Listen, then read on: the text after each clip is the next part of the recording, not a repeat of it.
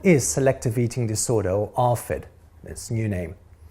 Selective eating is not picky or fussy eating, they're very different things. Selective eating is a strong aversion or a phobia around foods, which means even if you desperately wanted to try some appetizing looking food, you'd be unable to do so or unable to swallow it.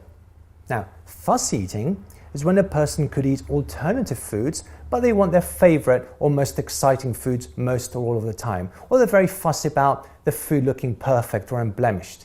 Example, a pure white chicken breast, and they won't eat chicken thighs if there's a dark bit or a dark spot on a French fry or on a banana or something like that. That's fussy eating.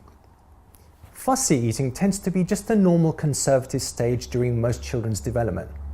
Fussy eaters are often merely picky or claim the preferential treatment or special attention they get, but they are not actually phobic. If I offer my 7-year-old fussy son a Skylander toy as a bribe, it's very likely he'll change his mind and will be willing to try most things. Now, selective eating often gets overlooked and misdiagnosed, even by doctors and even eating disorder specialists, as they confuse one with other. And unfortunately, they give very inappropriate, even harmful advice. Selective eating is a true phobia that just happens to be associated with foods rather than with animals or objects or processes. In simple terms, due to an event or phase in the past, pain has been associated with certain foods and the system refuses to venture past its safe foods. The more the situation persists, the greater the belief that one is unable to then eat new foods because of the lack of past historical successes.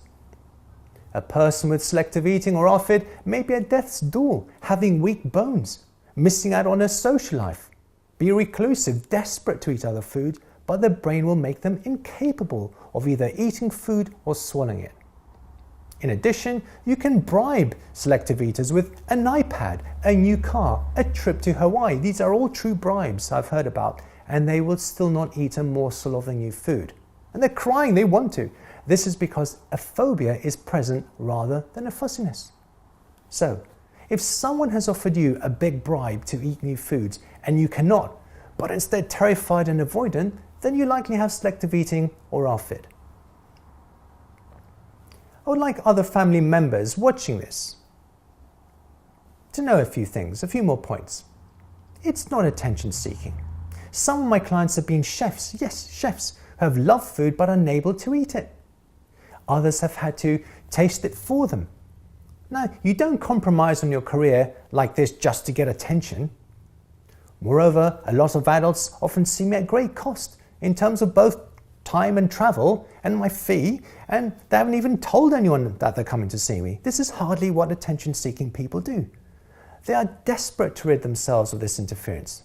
So remember, the person with selective eating might just well want to get rid of their selective eating even more than any family members. Now, selective eating can develop completely independently of any parental involvement. In other words, a child can develop selective eating even if the parent did everything right. A child who's suddenly scared by a large dog barking and develops a dog phobia will have that dog phobia regardless of the quality of parenting. My name is Felix Economakis. I'm the most prolific and experienced therapist for selective eating in the world. I see on average 2 to 3 people per day.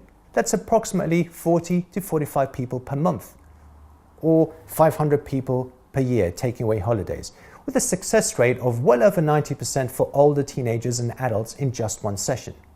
If you'd like to know more, have a browse through some of the video testimonials here, and they represent fewer than 10% of the people I've seen, or visit my website on the links below.